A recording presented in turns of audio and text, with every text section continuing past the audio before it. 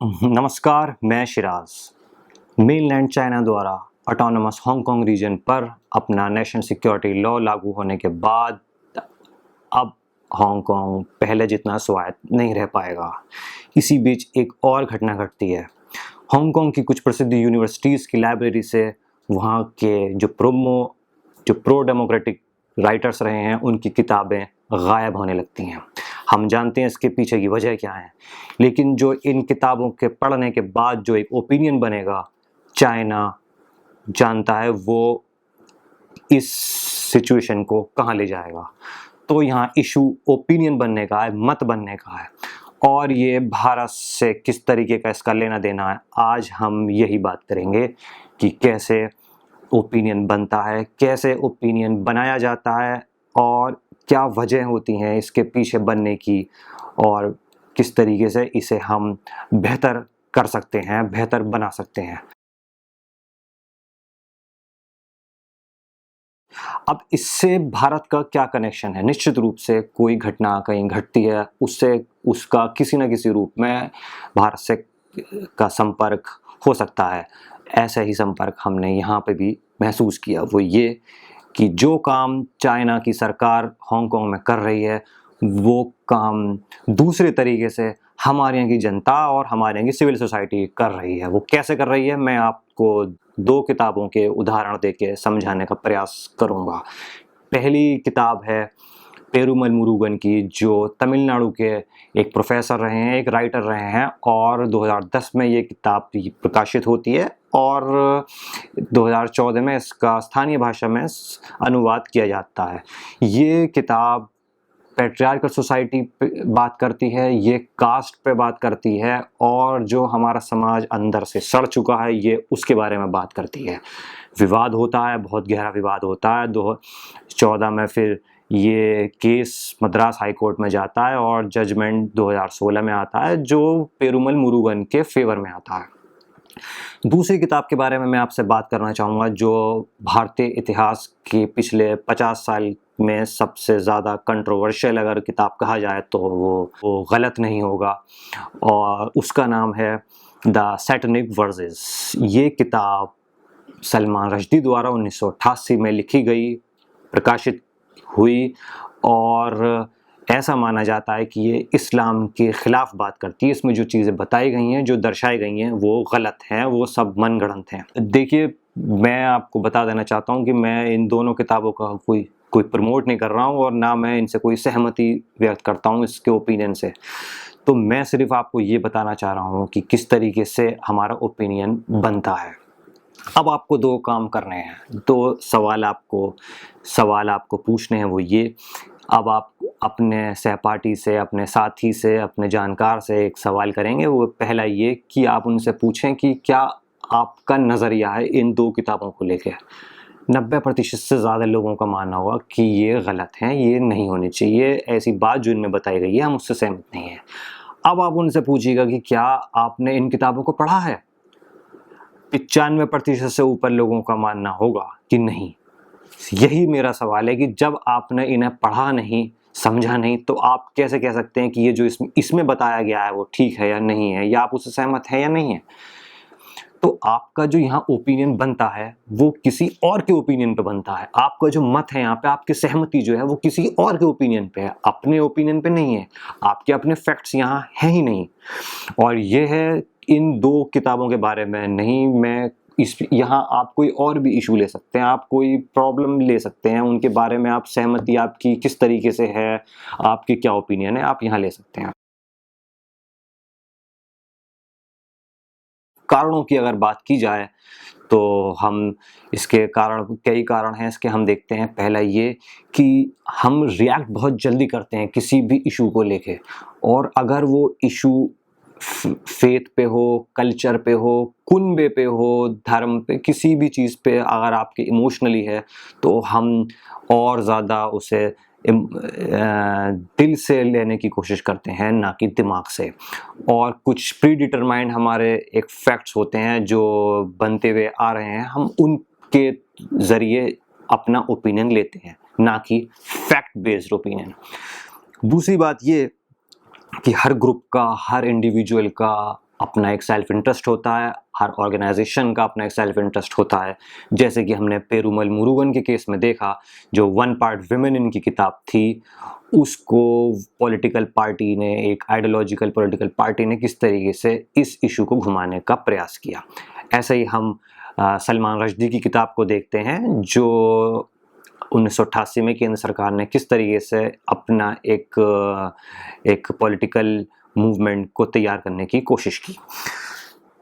लेकिन हम यहाँ देखते हैं तीसरी चीज़ ये कि ऐसा नहीं है कि हम किताब पढ़ने में बहुत पीछे हैं। मैं इस टॉपिक पे अगर आपको बताना चाहूँ कि हम कम किताबें पढ़ते हैं या हम नहीं पढ़ते, बिल्कुल भारत उन देशों में शामिल है जो शायद सबसे ज़्यादा किताबें पढ़ने वाला देश है, और इसलिए ऐसा नहीं कहा जा सकता कि हम कम पढ़ते हैं। लेकिन यहाँ एक गौर करने वाली बात यह है कि जब मुरुगन के केस में हम देखते हैं कि 2010 में किताब रिलीज़ होती है, 2014 में इसका स्थानीय भाषा में अनुवाद होता है, कंट्रोवर्सी 2014 से शुरू होती है। यानी कि जो एक वर्ग कम पढ़ा लिखा है, अंग्रेज़ी कम जानने वाला है, वो इस पॉलिटिकल मूवमेंट में आता है जहां इसकी ज़रूरत, इनका यूज़ किया जाता है, इनको आसानी से मैन्यूवर कर दिया जाता है। दूसरी चीज़, सोशल मीडिया साइट्स का ज़माना है आज, उन पे प्रोपेगेंडा चल रहा है, हम सब जानते हैं। व्हाट्सएप यूनिवर्सिटी को हम जानते हैं कितनी शानदार यूनिवर्सिटी है ये। साइन इन करते के साथ ही हम इसके मेंबर बन जाते हैं। हम कितनी जल्दी भरोसा करते हैं इस व्हाट्सएप आई मैसेज का, तो हम सब जानते हैं ये चीज़। वो हमारे ओपिनियन को एक बनाने की कोशिश की जाती है एक सर्टेन वे में। दूसरी चीज़, जो इलेक्ट्रॉनिक मीडिया है आज के समय का, हम जानते हैं कितना बायस्ड हो चुका है और किस हद तक जा चुका है वो। लोकतंत्र में चौथा स्तंभ कहा जाता है हमारे मीडिया को, और ये चौथा स्तंभ ही है जो बाकी के 3 स्तंभ को ढाने का कार्य कर रहा है। तो अगर अब हम इसकी कुछ टैकल करने की अगर हम बात करें, ऐसे किस तरीके से जो हमारा ये ओपिनियन बना, क्या-क्या इसमें जो कारण रहे, उनको हम किस तरीके से टैकल कर सकते हैं और उसके क्या फ़ायदे हो सकते हैं।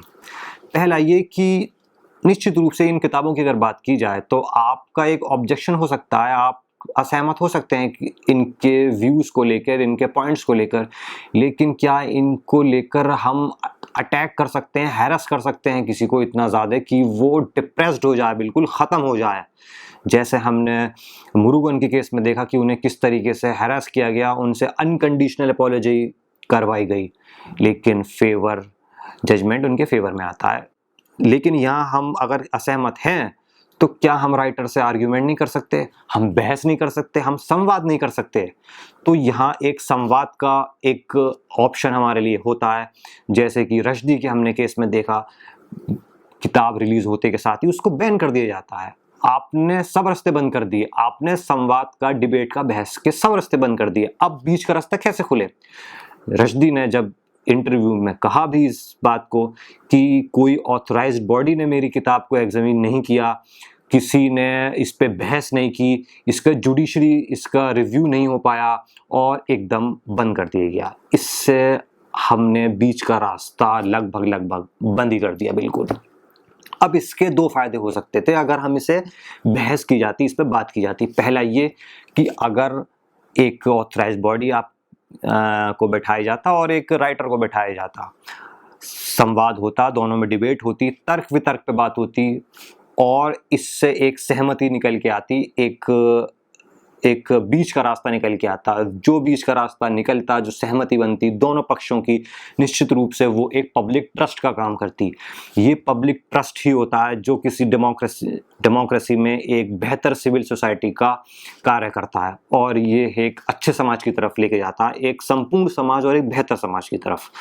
दूसरी चीज़ ये, जब तर्क वितर्क होता है तो एक फैक्ट्स यहाँ से आता है, 2 फैक्ट्स वहाँ से आते हैं, 3 फैक्ट्स यहाँ से आते हैं। आप निश्चित रूप से आप सहमत हो ना हो, आप अपने फैक्ट्स दीजिए, जनता को जानकारी होगी कि क्यों, कहाँ, कैसे चीज़ें आई, चीज़ें बनी, किस तरीके से आगे बढ़ी।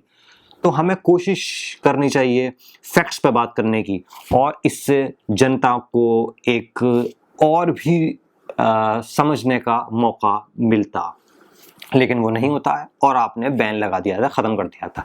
ये मैं इन किताबों के बारे में नहीं, कोई और भी इशू हो सकता है, आप उन पे बहस करिए, आप उन पे बात करिए, आप उन पे जितना हो सके संवाद की प्रक्रिया को लागू करने का प्रयास कीजिए। दूसरी जजमेंट जब आता है मुरुगन के फेवर में मद्रास हाई कोर्ट का, तो जस्टिस कौल एमएफ हुसैन की पेंटिंग का जिक्र करते हैं।